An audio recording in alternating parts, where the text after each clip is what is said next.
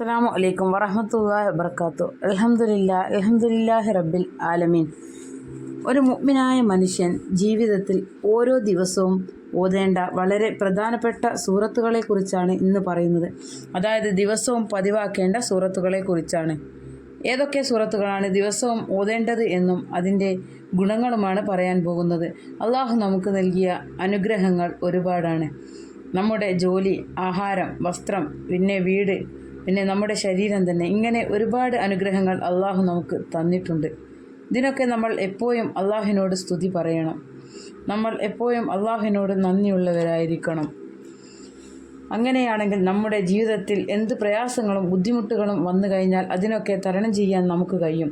അത് റബ്ബ് തരുന്ന പരീക്ഷണമാണ് എന്ന് ചിന്തിച്ചാൽ നമുക്ക് അതിനെ ഈസിയായി നേരിടാൻ കഴിയും. ഇനി ദിവസവും ഓതേണ്ട സൂറത്തുകളെക്കുറിച്ച് പറയാം. സൂറത്തുൽ ഫാത്തിഹ, സജ്ദ, യാസീൻ, അർ-റഹ്മാൻ, അൽ-വാഖിയ, അൽ-മുൽക്ക്, ഇഖ്ലാസ്, മുഅവ്വിദത്തൈനി എന്നീ സൂറത്തുകളും ആയത്തുൽ കുർസി, ആമനർ റസൂലു, ലൗ അൻസൽന മുതലായ ആയത്തുകളും പതിവാക്കൽ മഹത്തായ സുന്നത്താണ്.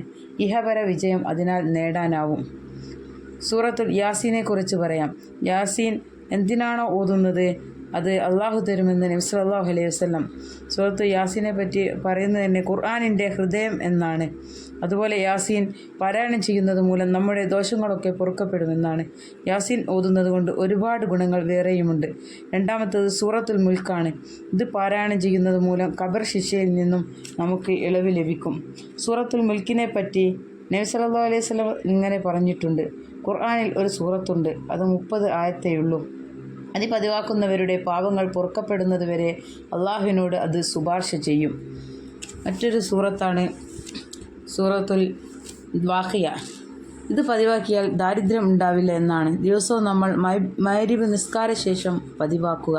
അടുത്ത സൂറത്ത് റഹ്മാനാണ്. ഇത് പതിവായി ഓതി വന്നാൽ കാപട്യം ഉണ്ടാവില്ല എന്നാണ്. സൂറത്ത് സജ്ദയാണ് പിന്നൊരു സൂറത്ത്. ലൈലത്തുൽ ഖദറിൻ്റെ പ്രതിഫലം കിട്ടുമെന്നാണ് മഹാന്മാർ പഠിപ്പിക്കുന്നത്. സൂറത്ത് ദുഖാനാണ് വേറൊരു സൂറത്ത്. വെള്ളിയാഴ്ച രാത്രി പതിവാക്കി വന്നാൽ അല്ലാഹു തആല നമുക്ക് സ്വർഗത്തിൽ ഒരു വീട് പണിയും എന്നാണ്.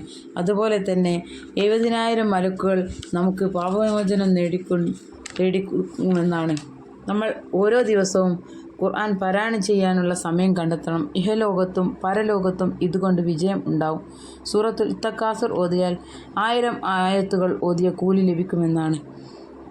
അടുത്തത് അലം നശ്റ സൂറത്താണ്. മക്കൾക്കൊക്കെ ഓർമ്മശക്തി ഉണ്ടാവാനും പിന്നെ നിസ്കാരശേഷം പതിവായി ഓതി വന്നാൽ പ്രയാസങ്ങൾ ഉണ്ടാവില്ല. ഖുർആൻ പഠിക്കലും പാരായണം ചെയ്യലും മനഃപ്പാഠമാക്കലും വളരെ ശ്രേഷ്ഠതയുള്ളതാണ്. അതിനാൽ നാം എല്ലാ ദിവസവും ഖുർആൻ പാരായണം ചെയ്യണം. ഖുർആനുമായി ബന്ധപ്പെടാത്ത ഒരു ദിവസം പോലും നമ്മുടെ ജീവിതത്തിൽ ഉണ്ടാവരുത്.